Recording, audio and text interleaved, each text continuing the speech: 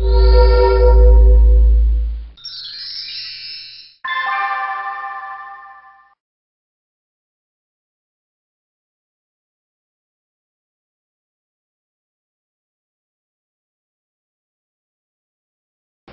of the Filipino-Indian Chamber of Commerce and Industry, originators of the Move of the Philippines Chamber of Commerce and Industries, Chairman of the Philippines India Business Council of the PCCI, Busan Licensed Instructor for Mind Mapping, Certified NLP Practitioner and a member of the National Speakers Association, and one of the Filipino trainer speaker who has made a successful presentation at the American Society of Training and Development in 2010. May we call on Mr. Raju Mandhyan.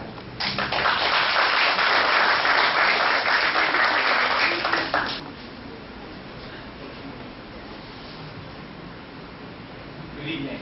Good evening. That introduction is really, really long. I must grab it and make a 3-line of that. So next time you call me, it will be just 3 lines. Going back to just a bit about myself first. The reason I'm here is because I spent about 7 years trying to build relationships or at least increase bilateral trade between Philippines and India. So that's where my efforts were. I'm really more Filipino than Indian, so I'm cool with you guys if you go speak Tagalog. A little connection to what Defensor was saying. During that Okud mutiny, if you saw it on CNN, and if you saw foreigners running, there were not many foreigners, it was just me. I was running back and forth, I didn't know what to do. So they caught me and they put different faces, photoshopped it, and I'm not kidding. So I'm not a professor of economics or trade or globalization, but I'll tell you what I've sensed and felt on the ground. Is that okay? I don't have to really define globalization for you. Is that correct? You are MBA students, so you know it. Okay, fine. My version though, your version probably is that the world is getting flat. My version is that it's not really getting flat, I think it's getting rounder, much more smoother, much more shinier, yeah? Much more less barriers. That's my assumption on globalization. This is my take on it. So I feel that it's not flat, that's Thomas Friedman's opinion. I think it's getting faster, flatter, smoother, and I think it works for me. Personally, it works for me. And we figure out, to me, it's not something that someone's done. It's not the Philippines, not the WTO or the World Economic Forum or the IMF or the rich countries. I think it's something that has been occurring for the longest time. Yeah? Friedman probably says it started in 1989 with the Berlin Wall, but I think it started way back before that. It's just become faster over the years. It's a phenomenon. It's something that is out there, like air, like clouds, like weather. It is there. It's going to come and get us. Yeah? No matter what we do. Yeah? We may put up borders, we may put up walls, we may put up our policies, but it's going to come and get us. So the question is, what do we do? Yeah? How do we handle this? How do you handle change? Most all of us, whether we are individuals or whether we are groups, we first refuse it. It's just human nature. We say, ayaw namin yan. Yeah, hindi namin kaya. Wag na lang yan. We are happy as we are. Yeah, we're good. We're happy. Because the fact is that we are afraid of it. Resistance. I don't want to change. Yeah, it'll get worse. I had a bad experience last time. It didn't work for me. Or sometimes, some smart guys right away. I came here in 81, right in the middle of the crisis. Aquino was killed 1983. So a year and a half after I came into this country. Boy, was this a country to come into? The wrongest country to come into the world was that time, 1983-84. No jobs, people leaving the country, capital going out of the country, and the leader of the country is killed. Right? No job. People were selling houses. But then, there were some people at that time. That was change. There were people building work. Really massive amounts of work. Whether they were doing it by the law or against the law, they were building work. When did SM North ETSA happen? 1983. right in the middle of a crisis, right in the middle of massive change. So you can ride the wave. That's one option. Change, you can create it or you create it by it. Either you can lead or you can follow the change. It's up to you. So some ride it and some suffer from it. The techniques, put borders around us, increases the safety measures, right? Protect the weak, and then be Robin Hood. Take from the rich and give it to the poor. Protect. Same time, in mid-1980s, my background is engineering, and I came and I worked for an export company. Those days, the Sunrise Industries was the textile industry. Some of you might remember that. And it was the best industry to be in that time because that was bringing in millions. I remember, and I found it the most strange thing to happen. I came from a country which was really closed back in the 80s. There were no jobs, there was no business in India. There was really not much wealth going around. But when I came to the Philippines, it looked richer, happier, with a lot more opportunities, even though there were those people power rallies on the streets of Ayala. So in 1984, I think just after 85 Marcos went, right? So 86 pala, no? Mid-1980s. I remember the company I was working for had an order on denim jeans. And, you know, competition, pricing, so $60 a dozen. And we needed to buy denim. So we sourced denim locally. $3, $4 a yard. We sourced it from China. Nearly 50% below the price. Now, if you want to make a profit, if you want to believe in free markets, if you want to increase the trade, what do? You sell the goods, you move the goods. Do you know how hard it was to bring in imported fabric that time? You had to go through a dozen signatures because the textile industry at that time was being nurtured, it was being babied. The situation 20 years after that, where is that textile industry? It was protected, nurtured, saved from the terrible waves of change because China was really picking up. No more textile industry. So this group, these weak people, they lobbied, they got themselves protected, made money for a while, and disappeared, and the whole industry rise. I don't know if that's right for protecting something or anyone. That's one. Participation, 1997, I went back to school to do my MBA at the University of Asia Pacific, and just about that time, Ramos was still ruling, and the peso hit 40 to a dollar. It used to be mid-30s during the trade, and they predicted it's going to be 14. We did a study on the IT BPO industry. They didn't call it IT BPO that time, they call it IT BPO now. We call it the call center industry that time. And the professors there, including Dean Villegas, he said, this industry is going to run good, be the sunrise industry for the next 20 years, up until 2020. So we foresaw the change, we looked ahead of the curve and we said it's possible. Today we are riding the wave as far as this industry is concerned, right? Now the question is it good? Is it long-term good? Yeah? Oh, so it's sprouting houses, buildings, hotels, and also giving employment to many other sectors. Tama? What if the prediction of those researchers or people who analyzed it said 2020 it's gonna end? What if that happens? What happens to the industries that are supporting it? What will happen to all those little services, industries, dormitories that are picking up around these call centers? They will kind of get out of job, like what's happening in Japan because of the earthquake. You know? I spoke to somebody in the know, people who make applications for Apple. They said, Raju, the call center industry is low end. Any minute in the coming years, technology can take that over. Yeah? You could just replace that with a software. So your inbounds and your outbounds could disappear. We have 500,000 people working for the call center industry or the IT BPO industry. Suddenly, maybe half of them will become jobless. That can become possible in the next coming years. Ready for these people. Today there's a major need. 3% of our graduates are getting jobs out of in the call center industry. The others cannot qualify. So it's just a thought. I want you to think about it. No solutions. India at the same time, 1970, when I was a kid, high school, we used to have Coca-Cola. 1972, suddenly some leaders come up and they say no more foreign companies.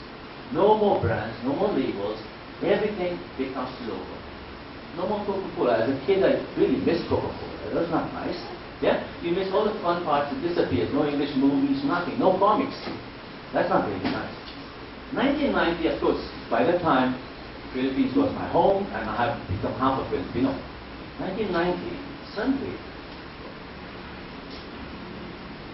the then Prime Minister Rajiv Gandhi and his Finance Minister, Mr. Chidambaram, dropped all the trade barriers, dropped all the foreign exchange barriers, opened up markets, dropped taxes, 1989 or 1990.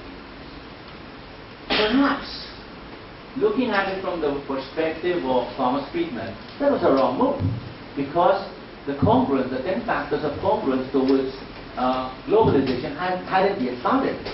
But India went ahead and took the move, opened up its doors, opened up its windows, and suddenly, now, in 2010, it has been growing at nearly 8 to 10% per annum.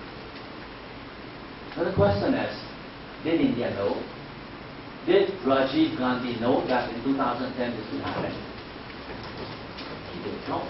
I don't think the minister, I remember that time, who threw out Coca-Cola back in 1970 was a guy called George Fernandez. Yeah, we had people Fernandezes in India. They're not all saints, by the way.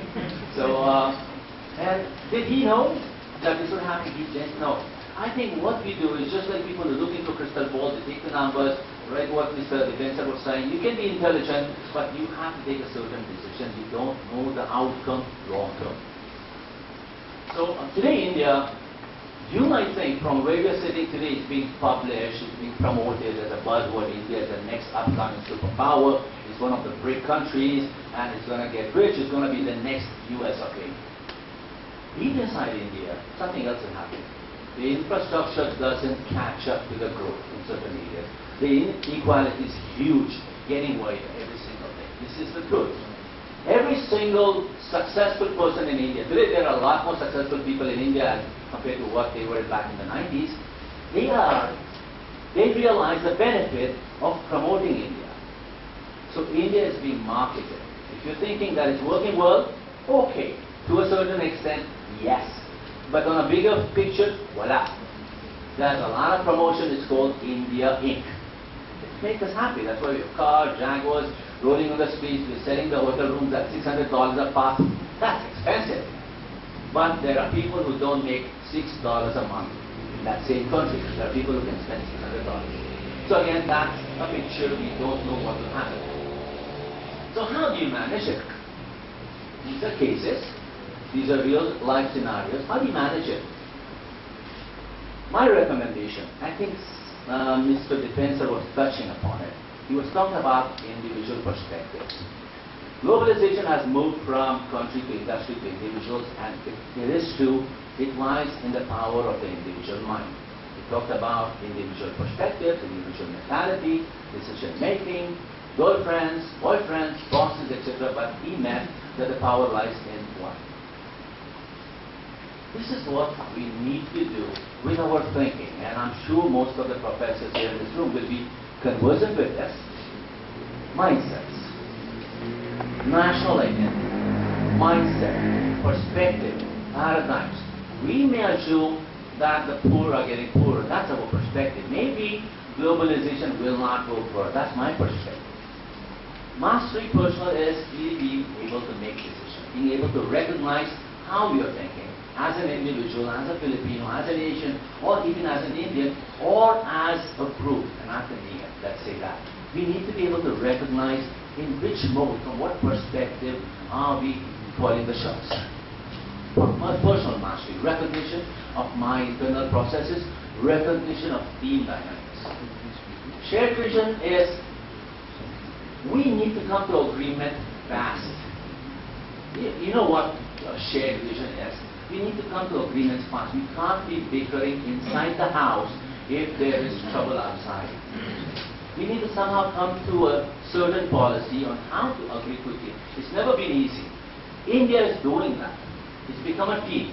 It wasn't a team 30, 40 years ago. China is doing that. They are making decisions faster than us. Yeah, in the last couple of months, I've had the good fortune to meet the ambassador of Chile. I think they're making good decisions out in Chile. Their corporate tax is 17%. That's it. No double taxation, nothing else. If you pay taxes in Chile, you don't pay taxes in America. That's a move, yeah? Machine learning, you will never know. Given the case studies of 1970 in India, 1990 in India, that the decisions we make as an individual, as a sector, or as a community are good ones. We won't know that. But we need to watch it closely. We need to recover from failure. If it's not working, go ahead and correct it right now. Last but not the least, this is the biggest thing, is thinking beyond the single dimension of country, Asia, or Philippines. You've got to think much, much bigger. You've got to realize that if you push buttons in a certain area, you are going to create holes somewhere else.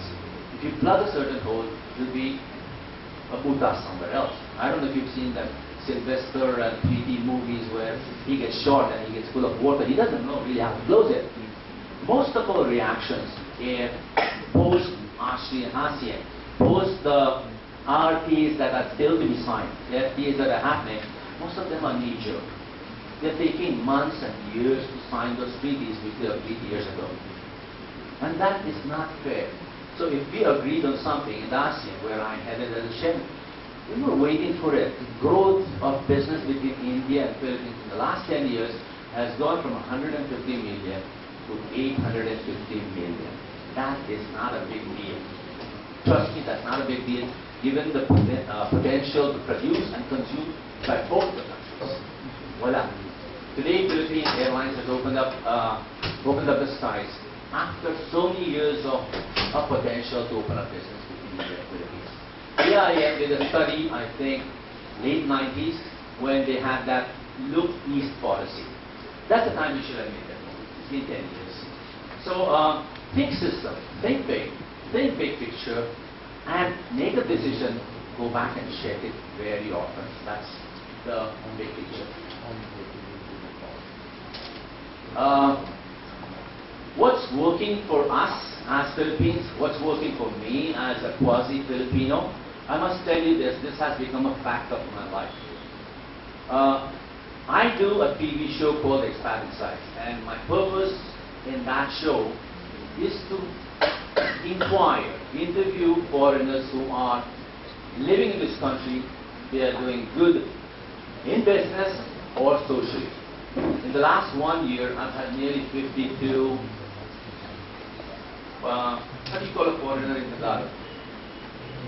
Alien, immigrant, balikbayan, no, foreigner, puti, Kano, Bumbahi. I'm sorry, I don't want to present a Chinese person yet, so I know the slang for Chinese too. 52 of these, and I asked them, sir, what brings you to the Philippines? What are you doing here for? Yeah, come and watch that. They go, what brought me to the Philippines was an accident, a job. And I said, what keeps you here? What is good about the Philippines? Every single one of them goes people. I have become tired of hearing that answer. I'm not kidding you. On my show, I'm probably thinking that there are dozens of people watching it. Not many people watch it, by the way. Only about 12 or 13 people watch it. That includes my family and my dog. And the guest's family and his dog. So, they keep coming back, people. So I started to say, sir, what keeps you in this country besides the people? Then they have to think, they scratch their head, they have no idea what to say. But the fact is, the potential, the attitude, the nature, the personality of the individual Filipino draws every other nationality in this country. And I hope there are no Thais and Malaysians and Chinese and Singaporeans and Indians besides me in this room. Are there any? Pakistanis, Arabians? What I'm saying is, the Filipino draws the international community and whole thing. I don't know, it's your courteous nature, it's your caring nature, or what Mike Defensor was talking about that we really, no, not Mike Defensor, somebody else was talking this afternoon about how we have been serving, we have a service attitude. I think it was somebody from Aboitius, because there goes the lead, excel, and serve. So I think it's that attitude, and humility comes from that. Humility could be a negative, but we argued about it that just because a person or a Filipino is humble doesn't mean that he's a lower caliber person. That's just a plus point actually. So they all save people. That's the power. Place, I didn't know this. Yeah? I didn't know how big Philippines is. June Palafox, who's been doing really good internationally, he says you can put in like about 50 Singapores inside all of Philippines. 50 Singapores. Singapore is much richer than us. So if you put in 50 Singapores inside the land area, that's huge. 90 million Filipinos are huge. 90 million Filipinos with a good attitude are good. Huge. Position, same thing. He claims back before the war, the reason U.S. bases were made here was because it was much more strategic to move out forces or to bring in free goods. So strategic was good, logistics were easier then. Business hasn't grown for the reason because the policies did not support the growth of business. So these are things that are working for us. So what do? Some people, these foreigners that I'm talking about, have already taken an initiative. Arangkada is an initiative taken by all the chambers, all the foreign businesses, and they want to change the face of the Philippines. The things that we talk about negatively, corruption, red tape, risk, etc., they want to handle this. So they're working hand in hand with the government, and that's a plus. Another one's called Integrity Initiative, and the third one is you. What do you call them? The X generation, the Y generation. Ano kayo? X or Y? Y ba kayo? Okay. My son graduated from Ateneo. The first thing he does is that he says, I don't want to get a job. I'm not interested in money. And I was thinking, pare half Bombay na. And besides, I said, I spent a lot on your education. He said, "Pa, don't push me. I don't want money. I'm an Atenean. My life is for others." He did that. He went and spent a few months out in Thailand making zilch centavo, living by a dirty lake, looking after Thai orphans for 3 months. He came back really thin. I mean, you know, Filipinos, he's half Filipino, so he's nice and brown, and chubby, shiny skin, black hair, kayumangi hair. He comes back thin as a raven, happy. So what I'm saying is the belief system that you guys carry, that it's a world that we all live in.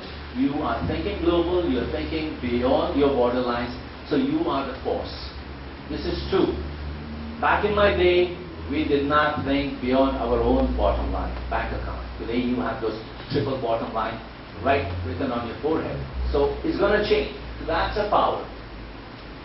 So coming from these perspectives, these experiences, I don't have a right as half a Filipino or as a foreigner or as an immigrant in this country. I thought this is what we can do. These are the paradigms that we can live to survive the changing face of the globe. Number one is awareness. And Mr. Defensor called it intelligence. Yeah? Getting data quickly, really fast. Not just local data, not in the neighborhood, but way beyond that. Trying to look ahead of the curve. Trying to look ahead of the 5, 7, or 9 cars that are driving in front of you and figuring out what will happen. You might not always be right, but work at it. If you make an effort, you may succeed. Yeah? Maybe Mr. George Fernandez, back in 1970, when he threw out Coca-Cola, he'd seen something. Rajiv Gandhi, 1990, when he brought down the barriers in India, maybe he saw something. Maybe he wasn't able to define it. But perhaps his right-hand man that time, Chidambaram, was really good. He's a Harvard graduate. He still is there, and he's still working for India. Maybe he saw something. So look for it.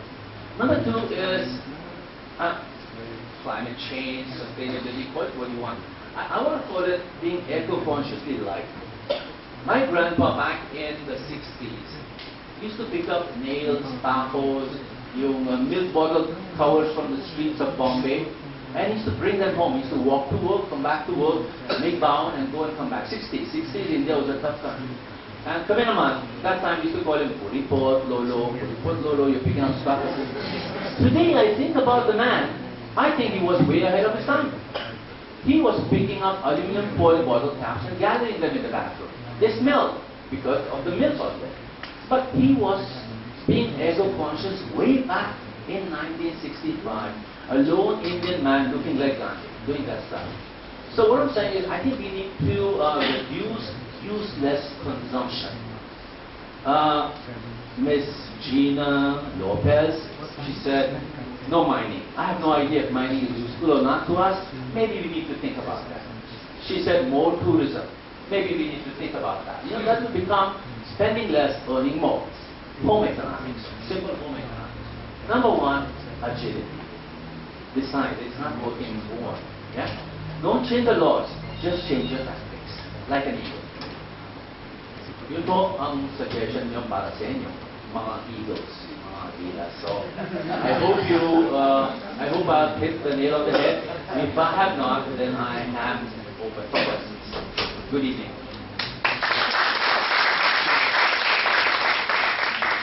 Thank you, Mr. Mandhyan. Now the bar is open for questions.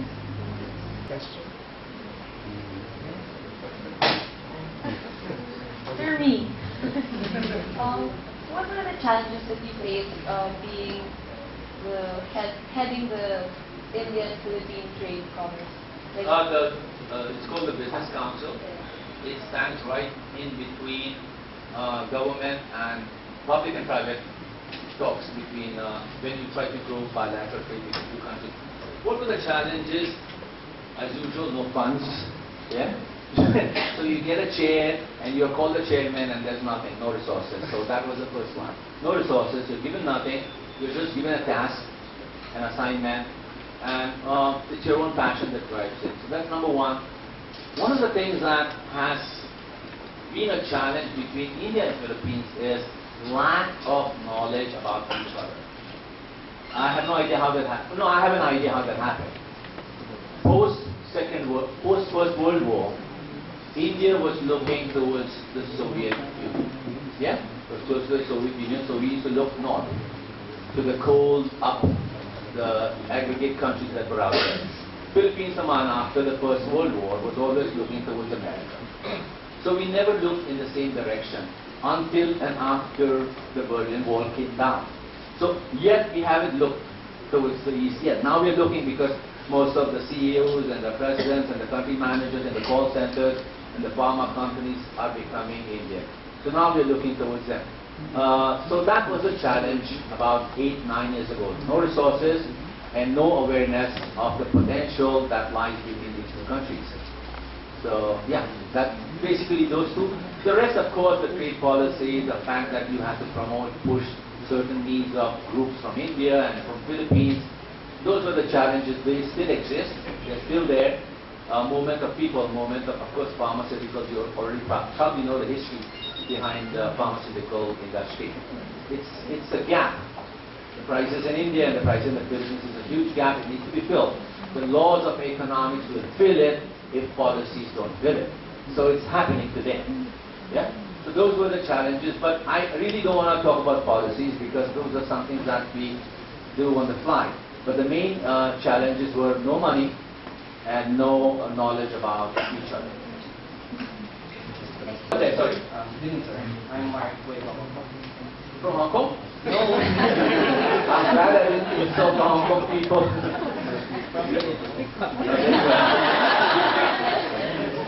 Sir, what do you think the key success factors of companies in doing business together? Take for instance, Jollibee. So What are the chances of Jollibee? Key success factors. So what are the factors of being successful in doing business together? Okay, Jollibee is successful internationally. That's your stand. Jollibee was born in 1979 or 80. I used to go to college in India, and I don't know how, very strangely, there was a calendar in my brother's bedroom, and it was Larry Alcala's cartoon. Jollibee's first calendar ever, 1979. And I used to keep looking at the calendar. It was fun. If you know what Larry Alcala does, he's still alive. Yeah, the cartoonist, still alive. So I saw that. When I came here in 1981, 82, up until 83, Jollibee was not yet successful. Not yet successful. They were pushing their franchises. Jollibee franchises were 300,000. It's Central, 300,000, I remember it. That was big money for me. I'd never seen 300,000 or heard about it until then. But the person who bought the franchise didn't want to keep it. Months down the line, he was losing money. Jollibee rode the wave of growth. Just a bit like. You can claim them to be smart, but I think they rode the wave of growth post 84. Yeah? And of course, they copied, it's called modeling, best practices, etc. They were also protected in the beginning. Yeah? They grew bigger than McDonald's. Today, they are a fine company. Yeah? But if you go back to the earliest, I hope the Jollibees are not here. But that's what I remember. Okay, that's my perspective. That's my perspective. Some chance and some strategy. Yeah? Some tactics. So there was a certain amount of chance as far as I know. I also heard the leaders of Jollibee talk about their history one time. I also heard about the history of Aboitiz, the history of Unilag. These are big players, no?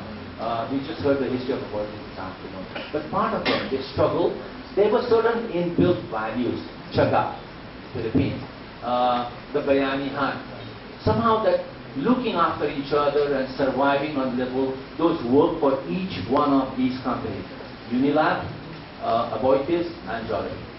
Today Jollibee can spread. It has a lot of opportunity in Asia.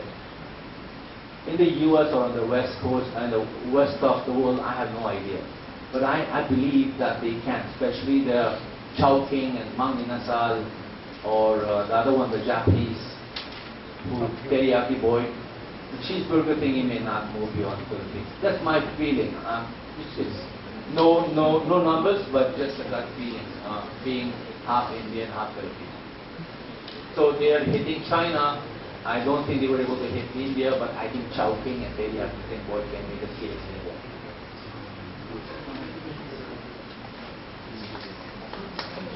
Okay, okay. We have room for one last question. I sure have a lot of room. That's nice.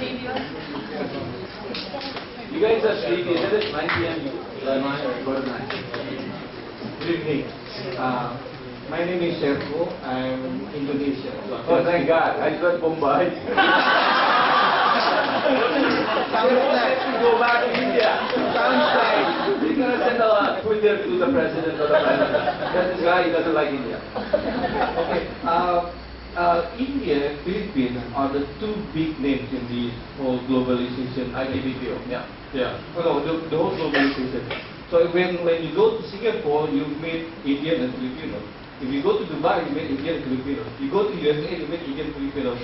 So looks like you guys are everywhere. So it's not like Indonesia. My question is, what do you see in common between Indian and Philippines that you can be the two major names in the globalization?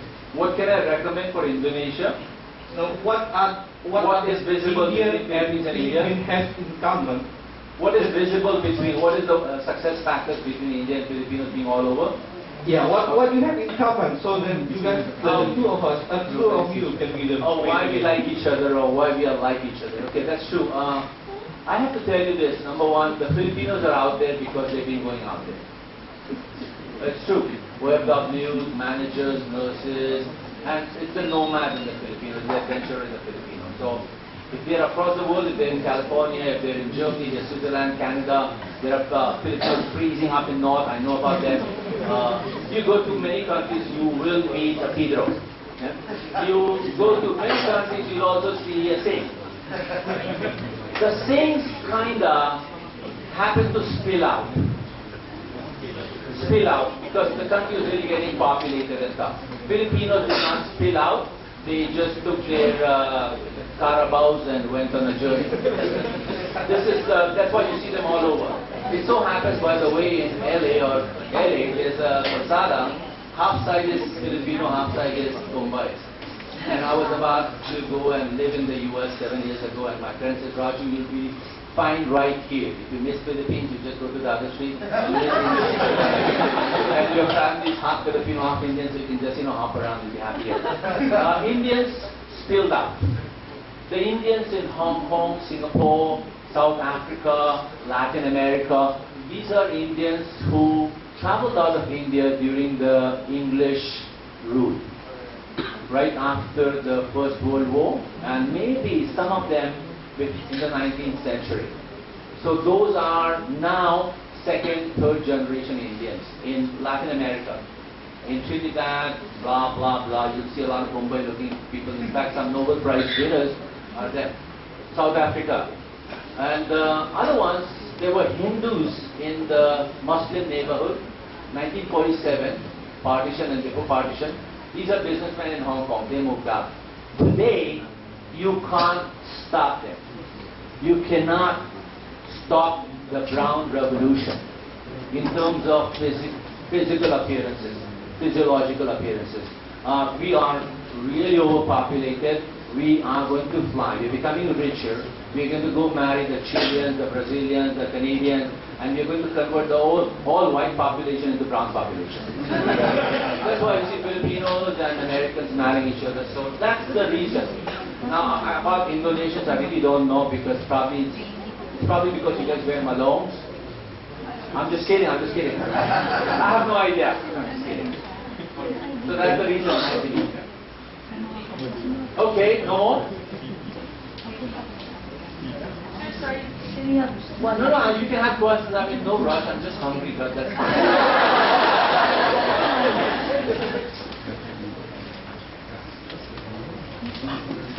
Hi sir, my name is John. I'm Chinese. From Philippines, downtown? Beijing, right? Not from Beijing. Okay. So actually I was impressed with your presentation and I was thinking of questions but you really explained them well. But I finally found a question which is, as a young person in the X or Y generation, how can we